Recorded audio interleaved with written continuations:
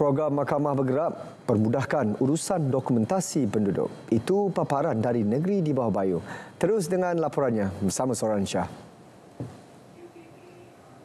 Baik Sahih, tinggal jauh dari kawasan bandar dan tambang pengangkutan yang agak mahal menyebabkan golongan kurang berkemampuan ini terpaksa memilih untuk menangguhkan perihal urusan dokumentasi seperti surat lahir, sijil nikah dan kad pengenalan sehingga lebih 20 tahun.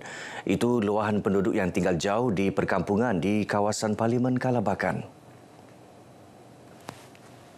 Ditambah dengan kurangnya pendedahan dan pengetahuan untuk mengisi dan melengkapkan borang-borang berkaitan menyebabkan urusan dokumentasi tertangguh sekian lama.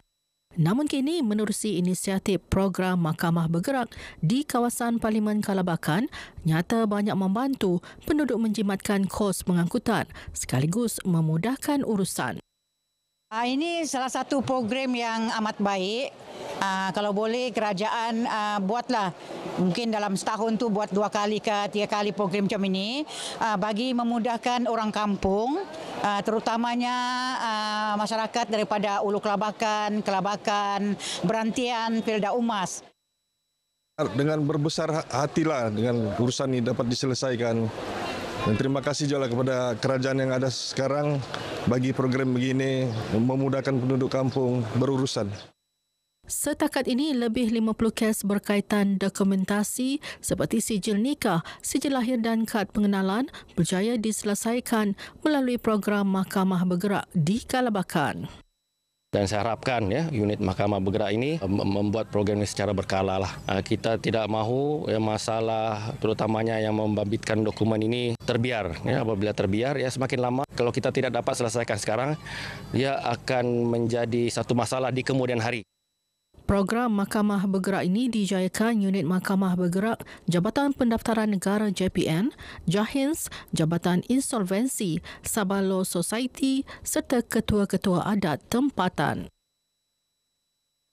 Penyatuan kaum etnik dalam daerah Paitan direalisasikan dengan perwujudan Rumah Persatuan Kebudayaan Kadazan Dusun KDCA Paitan. Rumah KDCA Paitan atau Walai Tokau Paitan berperanan memelihara warisan tradisi etnik Paitan. Menteri Pembangunan Masyarakat dan Kesejahteraan Rakyat Datuk James Ratif turut menyifatkannya sebagai platform promosi produk dan budaya etnik Sabah. Kawasan saya ini memang terpencil. Dia memerlukan satu penyatuan etnik, budaya dan sebagainya. Sebab itu saya wujudkan satu rumah Walai KDCA untuk menyatukan semua etnik. Lebih-lebih lagi saya sekarang ini merupakan naib presiden. Pastinya saya akan membantu dari segi penyatuan serta budaya di negeri Sabah. Selain daripada kita untuk menghimpunkan aktiviti budaya, tetapi ini juga aktiviti ekonomi di mana kita adakan pusat santai yang mana kita mempelawak penjaga-penjaga kecil-kecilan ini untuk berniaga di sekitar itu. Sebab tempat ini adalah merupakan lokasi yang strategik di daerah. Sebagai rakyat Paitan, sangat kagum dan berbangga dengan inspirasi ataupun apa yang sudah Datuk James lakukan semata-mata untuk kebaikan masyarakat atau rakyat Paitan tersebut.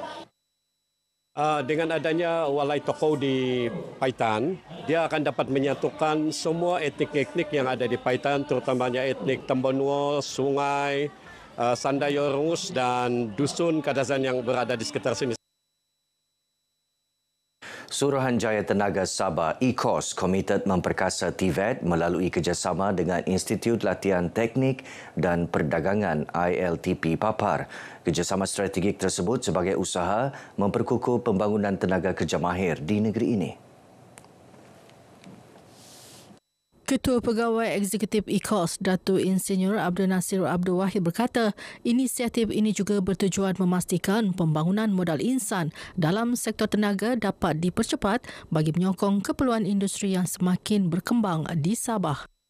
InsyaAllah, dengan kerjasama semua pihak untuk kita dapat melahirkan graduan-graduan dari ILTP ini dalam bidang gas fitter yang kompeten. Untuk bidang gas dan untuk elektrik, untuk penjaga jentera, untuk wiring, wireman, PW4 dan sebagainya tu untuk elektrik. Jadi semua ni adalah bidang-bidang kekompetinan yang sangat diperlukan oleh negeri kita ini. Beliau ditemui RTM selepas merasmikan program TVET Angkat di Dewan Serbaguna Institut Latihan Teknik dan Perdagangan Jabatan Pembangunan Sumber Manusia Papar. Lebih 100 pelajar dalam bidang elektrik dan gas menyertai program ini. Pemasangan plak taska berdaftar antara inisiatif Kementerian Pembangunan Wanita, Keluarga dan Masyarakat bagi memudahkan ibu bapa memilih pusat asuhan terbaik. Ia sekaligus membantu kerajaan menangani isu penderaan dan pengabaian kanak-kanak. Setakat ini terdapat 231 taska berdaftar di Sabah. Ini adalah merupakan satu inisiatif oleh YB Menteri di mana kita berhasrat untuk menekankan kepada kepentingan pendaftaran taska itu, ya. Maknanya sebelum ibu bapa membuat keputusan untuk menghantar anak mereka ke taska, maka perlu memberi keutamaan memilih taska yang berdaftar. Kelebihan taska berdaftar termasuklah aspek keselamatan, pengasuh terlatih, pemakanan berkhasiat dan aktiviti bersesuaian. Pengiktirafan dengan taska berdaftar ni, maka kami boleh bagi tahu orang ramai, ibu bapa bahawa kami ini adalah taska yang berdaftar dan penuh yakin kepada ibu bapa dengan confidence mereka tidak akan ragu-ragu untuk hantar anak mereka ke taska. Semakan senarai taska berdaftar boleh dibuat menerusi laman sesawang Jabatan Kebajikan Masyarakat. Lebih 1,000 orang menyertai acara larian 5 km Coco Rush sempena pameran Koko Antarabangsa Malaysia MICF di Pusat Konvensyen Antarabangsa Sabah SICC. Acara diadakan bagi mempromosi industri koko dan coklat. Dengan tujuan untuk mempromosikan coklat sama koko ini di pesata dunia. Dia bukan sahaja untuk Sabah, dia bukan sahaja untuk Malaysia, tapi untuk dunia, untuk mengiktiraf Sabah dan juga Malaysia sebagai salah satu hub untuk penanaman koko dan coklat industri di Asia ini. MICF 2025 kini memasuki hari kedua dengan kehadiran lebih 3,000 pengunjung. MICF akan berlangsung hingga Selasa dengan pelbagai pengisian menarik. Antaranya pameran koko dan coklat antarabangsa melibatkan lebih 150 pempamer tempatan dan antarabangsa serta persidangan koko dengan penglibatan 1,000 peserta. Penganjuran sukan tradisi platform penting dalam usaha mengangkat budaya warisan agar terus dipelihara. Ia juga mampu memupuk jati diri dan semangat kesukanan khususnya dalam kalangan generasi muda. Kerana hari ini kita sudah terlalu maju ke hadapan dan kita lebih kepada sukan-sukan e-sport, tapi juga hari ini kita mengingatkan kepada rakyat negeri Sabah, kita jangan pernah lupa adat dan budaya dan juga sukan tradisi kita.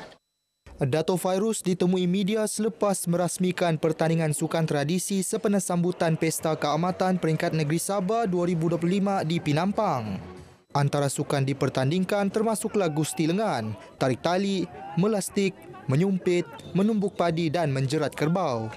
Dato' Fairuz juga turut memaklumkan usaha memartabatkan dan memperluaskan sukan tradisional zon-zon seluruh Sabah akan terus dipergiat. Beliau berharap penganjuran sukan tradisional ini bukan hanya menjadi acara tahunan tetapi diterapkan sepanjang masa bagi memastikan warisan budaya Sabah terus dipelihara.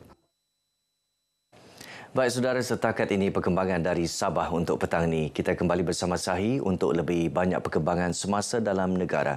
Dari sungai hingga segara Palestin pasti merdeka. Silakan Sahi. Baik Soren, terima kasih.